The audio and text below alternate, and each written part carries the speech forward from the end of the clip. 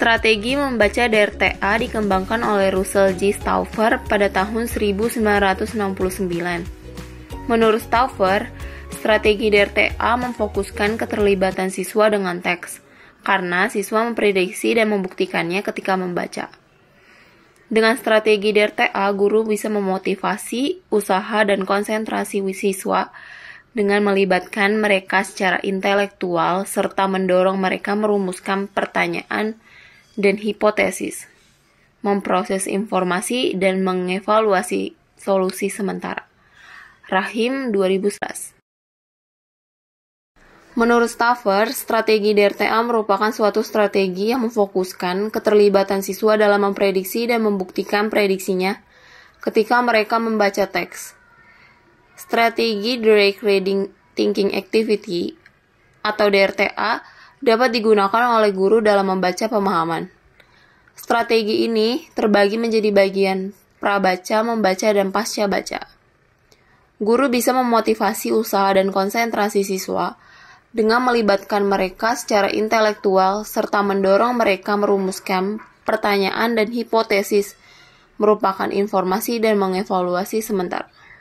Tujuan membaca DRTA antara lain adalah sebagai berikut. 1. Memberi guru format dasar dalam memperkenalkan pembelajaran yang sistematis. 2. Meningkatkan pemahaman siswa. 3. Memandu siswa melaksanakan baca pilih. 4. Meningkatkan kemampuan siswa dalam membaca teks. Penerapan langkah-langkah strategi DRTA pada tahap prabaca. Yang pertama, membuat prediksi berdasarkan petunjuk judul. Pada tahap ini, guru menuliskan judul teks bacaan yang akan dibaca oleh siswa di papan tulis. Setelah itu, guru menyuruh siswa memprediksi isi teks bacaan yang akan dibaca berdasarkan judul tersebut. Kedua, membuat prediksi dari petunjuk gambar. Langkah yang dilakukan guru pada tahap ini adalah memajang gambar dari teks bacaan yang akan dibaca oleh siswa. Setelah itu, suruhlah siswa memprediksi apa kira-kira isi dari teks bacaan yang akan dibacanya nanti. Guru harus memancing siswa untuk membuat prediksi sehingga akan timbul kelompok yang setuju dan kelompok yang tidak setuju. Penerapan pada tahap membaca. Membaca bahan bacaan. Bahan bacaan yang digunakan oleh guru dapat berupa teks bacaan atau artikel yang diambil dari berbagai sumber. Pada tahap ini, kegiatan membaca yang dapat dilakukan oleh guru adalah menugasi siswa untuk membaca potongan teks bacaan yang telah dibagikan oleh guru. Tahap selanjutnya adalah tahap pasca baca. Yang pertama, menilai ketepatan prediksi dan menyesuaikan prediksi. Pada tahap ini, guru dan siswa melakukan diskusi untuk menilai apakah prediksi yang dibuat oleh siswa benar atau salah. Yang kedua, mengulangi kembali langkah-langkah prabaca dan membaca dan mengaitkan langkah-langkah tersebut dengan langkah pertama pada kegiatan pasca baca. Yang ketiga, menugasi siswa untuk meringkas isi teks bacaan berdasarkan versinya masing-masing. Yang keempat, ulangi kembali semua prosedur dari 1 sampai 4 hingga semua bagian pelajaran di atas telah tercakup. Yang kelima, membuat ringkasan sesuai dengan versinya masing-masing. Selanjutnya ada kelebihan strategi membaca DRTA. Kelebihan dalam strategi membaca DRTA ini terbagi menjadi 4. Yang pertama yaitu membantu siswa dalam memperoleh gambaran keseluruhan yang sudah dibacanya. Yang kedua yaitu menarik minat, perhatian, dan fokus pikiran siswa untuk membaca. Yang ketiga yaitu memberikan sebuah pernyataan jika belajar akan berguna untuk kehidupan yang selanjutnya. Dan yang terakhir yaitu yang keempat, DRTA dapat digunakan pada beberapa mata pelajaran baik isi maupun prosedur dalam mengajar. Kekurangan strategi membaca DRTA. Yang pertama yaitu menyita banyak waktu sehingga menyita waktu kegiatan belajar mengajar.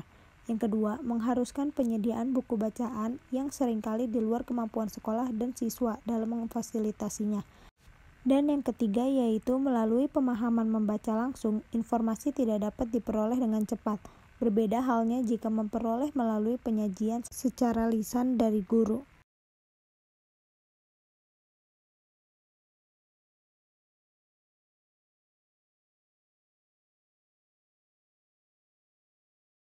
Selamat pagi anak-anak.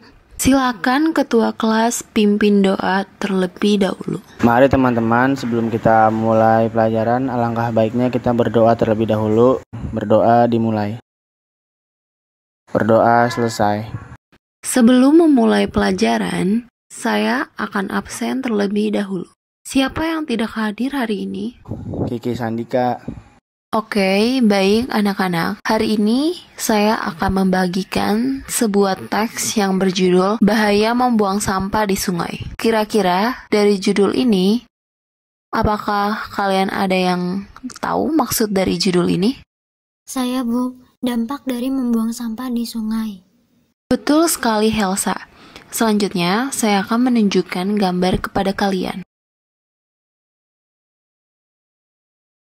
Jika dilihat dari gambar yang saya tunjukkan ini, kira-kira hal apa yang terpikirkan oleh kalian?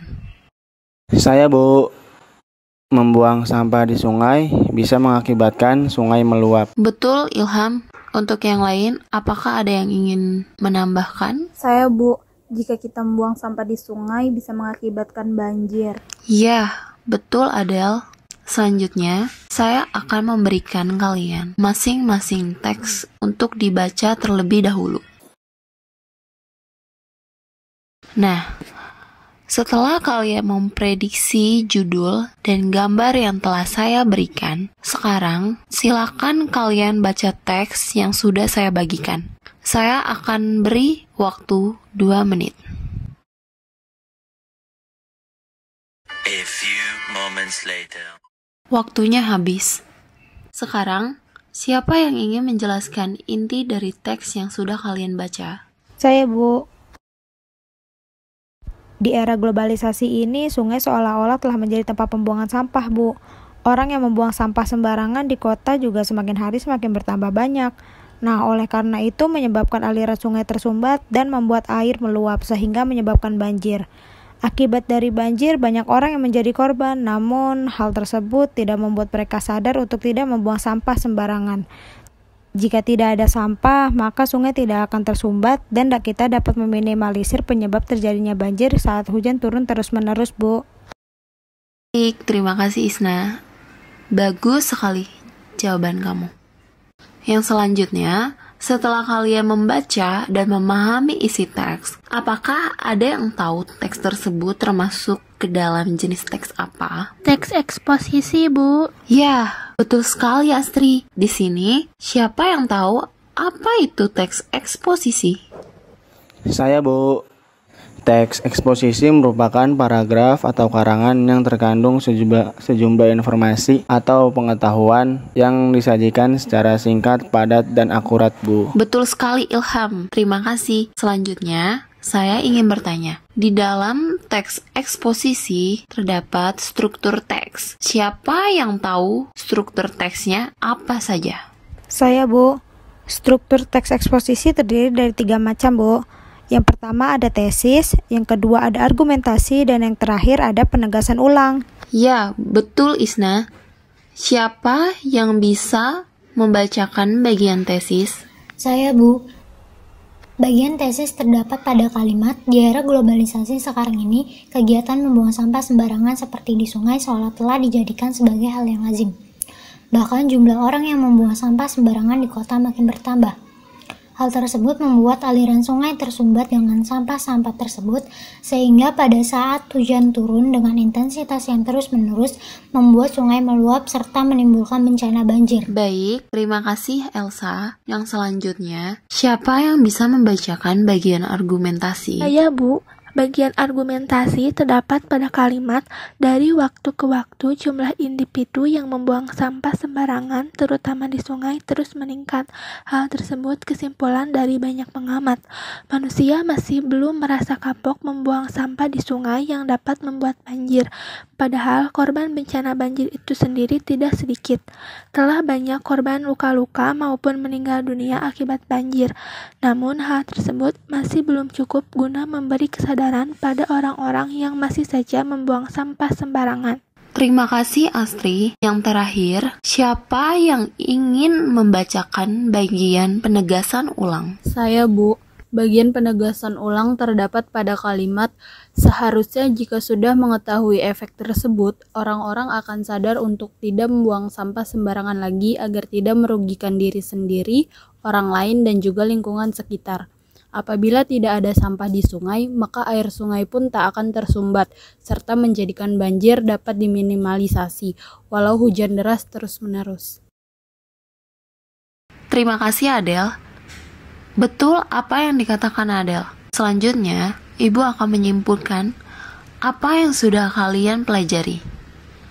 Bahwa teks eksposisi adalah suatu paragraf atau karangan yang mengandung sebuah informasi dan pengetahuan dengan penyampaian yang singkat, padat, dan jelas. Kemudian, dalam teks eksposisi terdapat 3 macam struktur teks eksposisi yang anak-anak dapat pahami, yaitu argumentasi, penegasan ulang, seperti apa yang sudah kalian pelajari hari ini. Baik, terima kasih anak-anak sudah hadir di pertemuan hari ini dan sudah menyimak serta memahami materi dengan baik. Semoga kiranya apa yang kalian dapat hari ini dapat berguna untuk masa depan kalian. Untuk itu, saya akan mengakhiri pembelajaran hari ini dan akan dilanjutkan di pertemuan berikutnya. Terima kasih.